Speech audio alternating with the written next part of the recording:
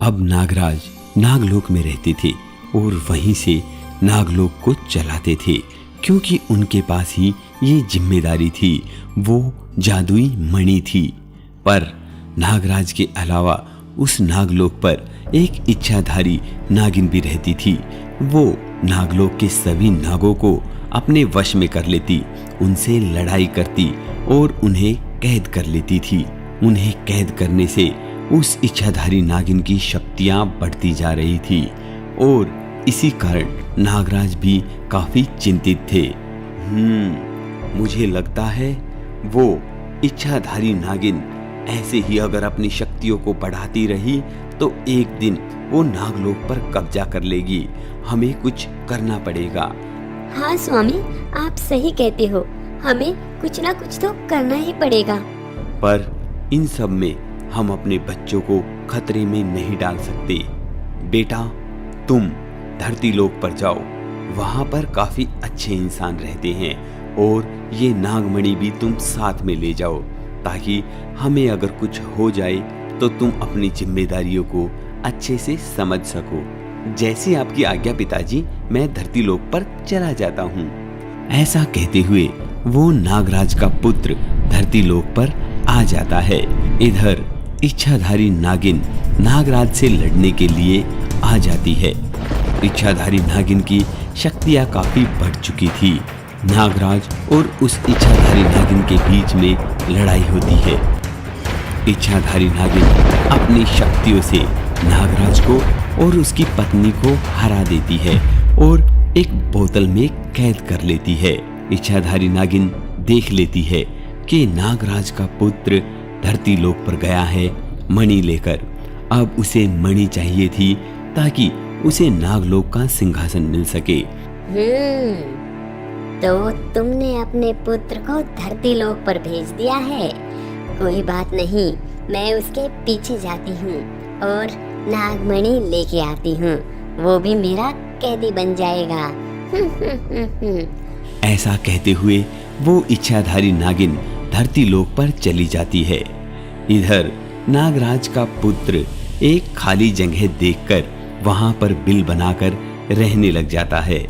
यहाँ धरती लोक पर वो जमीन एक गरीब किसान की थी, तो वो बेचारा खूब सारी मेहनत किया करता, पर वो जमीन बिल्कुल बंजर पड़ी थी। ओहो मेरा भाग्य, कितने दिन हो गए मैं इस धरती पर इतनी मेहनत करता हूँ, पर यहाँ पर फसल उगने का नाम ही नहीं ले रही है। आखिर मेरा क्या होगा? ऐसे तो मैं मर ही जाऊंगा।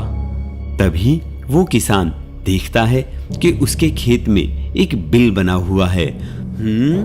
ये क्या? ये तो मैंने पहली बार देखा है। मेरे खेत में नागराज का बिल।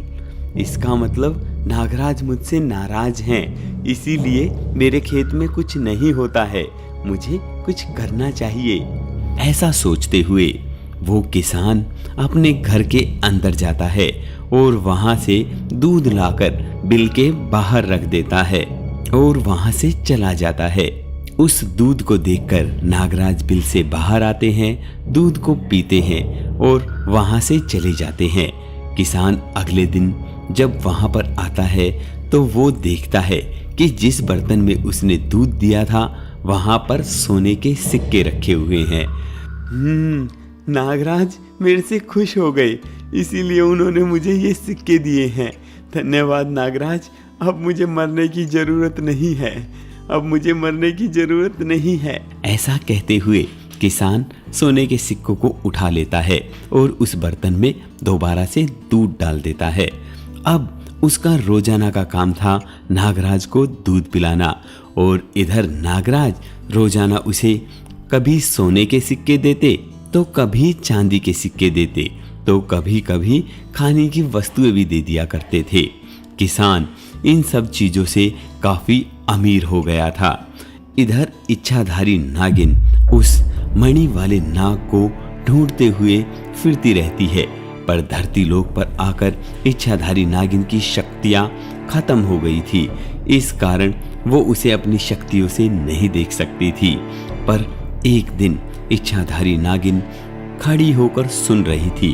तभी किसान की पत्नी ने कहा, ए जी सुनते हो, ये नागराज हमें कभी चांदी के सिक्के देते हैं तो कभी सोने के सिक्के देते हैं और कई बार तो सिर्फ खाने की चीजों में ही बहला देते हैं। हमारा तो बहुत नुकसान हो जाता है ना जिस दिन ये हमें खाने की चीजें दे या चांदी के सिक्के दे। ऐसा नहीं हो सकता कि नागराज हमें रोजाना सोने के ही सिक्के दे। इनके पास तो वैसे भी बहुत बड़ा खजाना है ना। अरे भाग्यवान, आज हम जिंदा हैं और जैसे भी बैठे हैं इतने अमीर बन गए हैं तो अपने नागराज की वजह से ही तो है। जितना मिले उसमें सब्र करना चाहिए। ए जी आप भी है ना, फायदे की बात आपके दिमाग में ही नहीं बैठती। अरे कुछ फायदा नुकसान नहीं होता पगली, ये सोच जितना मिला है उतना काफी है। और अब मैं बाजार जा रहा हूँ बच्चों के लिए कुछ लेने के लिए। तू ऐसा कर, नागराज को दूध पिला दे। ऐसा कहते हुए किसान वहां से चला जाता है, अपनी पत्नी को नागराज को दूध पिलाने का काम देकर। ये सब बातें इच्छाधारी नागिन सुन रही थी। वो जान चुकी थी कि किसान की पत्नी लालची है और इस पर उसकी शक्तियां काम कर जाएंगी।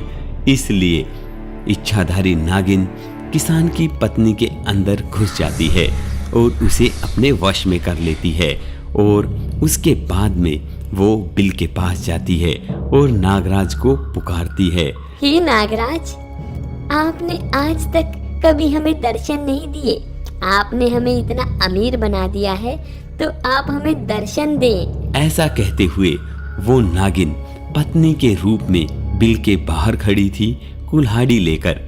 अब नागराज जैसे ही बिल से बाहर आए तो किसान की पत्नी ने कुल्हाड़ी से उन्हें मारने की कोशिश की ताकि उन्हें मारकर सारे खजाने पर वो कब्जा कर सके। पर ऐसा हुआ नहीं क्योंकि नागराज के पास मणि और उसकी शक्ति थी। इसलिए नागराज उसकी पत्नी से नहीं मर पाए। उल्टा नागराज ने गुस्से में आकर किसान की पत्नी को धूप मार दिया और किसान की पत्नी वहीं पर ढेर हो गई। और वो इच्छाधारी नागिन उसके अंदर से निकलकर वहां से भाग गई क्योंकि उसकी शक्तियां इतनी नहीं थी कि वो नागराज से लड़ सके। इधर जब किसान वापस बाजार से आया तो उसने देखा कि उसकी पत्नी मरी पड़ी है। हे नागराज, तुमने ये क्या कर दिया? मैंने तो अपनी पत्नी को दूध पिलाने के लिए बोला था और तुमने इसे डंकी मार दिया। तुमने तो मेरा संसार उजाड़ दिया। किसान, तुम्हारी पत्नी बहुत लालची थी। वो कुल्हाड़ी लेकर मुझे मारने आई थी। वो सोच रही थी कि मेरे पास कोई खजाना है और वो उस खजाने पर कब्जा कर लेगी। इसलिए मैंने उसे नहीं मारा बल्कि उसके लालच ने उसे मारा है। हे नागराज, ऐसा मत कहो। चाहे अपना दिया सब कुछ ले लो पर मुझे मेरी पत्नी वापस कर दो। मैंने तो तुम्हारी इतनी सेवा की है ना। हाँ किसान, तुम ठीक कहते हो। तुमने मेरी बहुत सेवा की है, इसीलिए मैं तुम्हारी पत्नी को वापस जिंदा कर दूंगा। पर अपनी पत्नी को समझाओ कि लालच बुरी बला है। ऐसा कहते हुए नागराज किसान की पत्नी को जिंदा कर देता है और वहां से चला जाता है।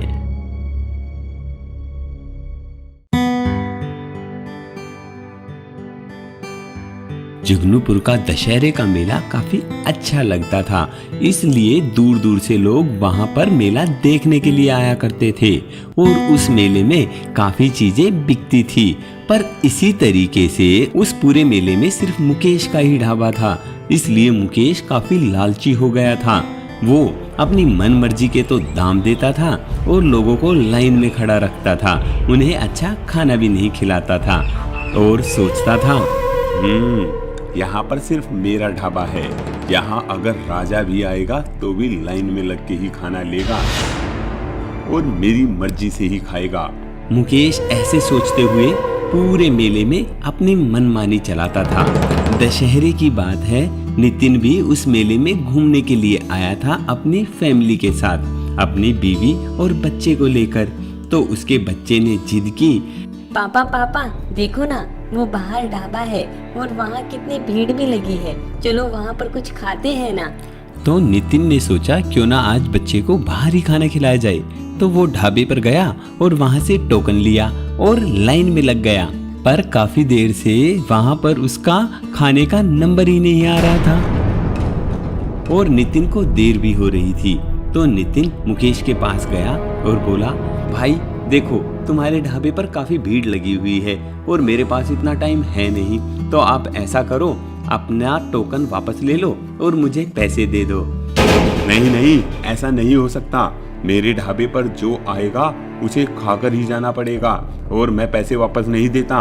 तुम्हारे पास टाइम नहीं है तो तुम ऐसे ही जा सकते हो, पर पैसे वापस नहीं मिलेंगे। भाई ये तो गलत बात है, तुम एक तो इतना महंगा खाना देते हो, ऊपर से लोगों को इतना इंतजार करवाते हो। गलत क्या, यहाँ पर अगर राजा भी आएगा तो भी लाइन में लगेगा। तुम क्या चीज हो? तभी वहाँ पर पास में खड़े एक आदमी ने कहा, अरे कैसे बात कर रहे हो मुकेश? तुम जानते हो ये नितिन है, यहाँ के इंजीनियर साहब हैं जो पास में फ्लैट बन रहे हैं, उन्हें यही बना रहे हैं। चाहे ये कोई भी हो, मुझे इस बात से कोई मतलब नहीं है, पर यहाँ पर अगर खाना खाना है तो लाइन में लग के ही खाना पड़ेगा, नहीं तो निकल जाओ यहाँ से। तभी नितिन ने सोचा, इस इंसान का घमंड तोड़ना पड़ेगा। यहाँ पर कंपटीशन नहीं है ना, इसलिए ये इतना बोल रहा है और ऐसे ही लोगों को लूटता है। वैसे भी ये 20 रुपए की चीज 100 रुपए में बेचता है, मैं इसे देख लूंगा।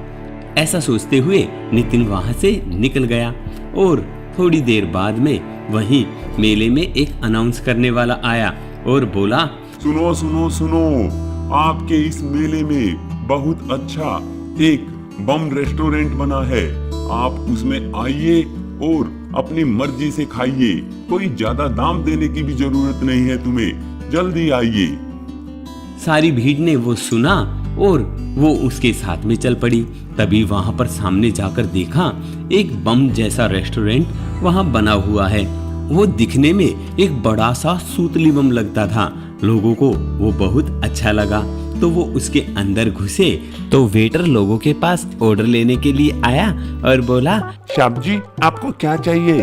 अनार रोटी या फिर फुलझड़ी, राजमा या फिर चक्री पनीर? लोगों ने ऐसे ऐसे नाम सुने तो वो बहुत खुश हुए और काफी इंजॉय भी किया। साथ ही उसका टेस्ट भी अच्छा था और रेट भी कम था और उसका मालिक था नितिन। तो नितिन ने एक बम वाला रेस्टोरेंट बनाया अपने नए तरीके से। अब मुकेश के पास भीड़ आनी बंद हो गई तो मुकेश काफी परेशान हुआ। तो ये नितिन मुझसे बदला ले रहा है, इसे मुझे मजा चखाना ही पड़ेगा। ऐसा सोचते हुए मुकेश नितिन के रेस्टोरेंट में गया और वहां पर एक बम छोड़ दिया ताकि वो बम फटे और सारी भीड़ डर के रेस्टोरेंट से भाग जाए और वापस कभी भी रेस्टोरेंट में ना आए। पर ये फटा क्यों नहीं? मुकेश ने देखा कि उसने जो बम छोड़ा है वो फटा नहीं, तो वो उस बम के पास गया और उस बम को उठाकर देखने लगा। वो जैसे ही उसे देख रहा था वो तभी उसके हाथ में फट गया और उसके सारे कपड़े काले हो गए। सब उसे देखकर हंसने लगे और कहने लगे, जैसी करनी वैसी भरनी।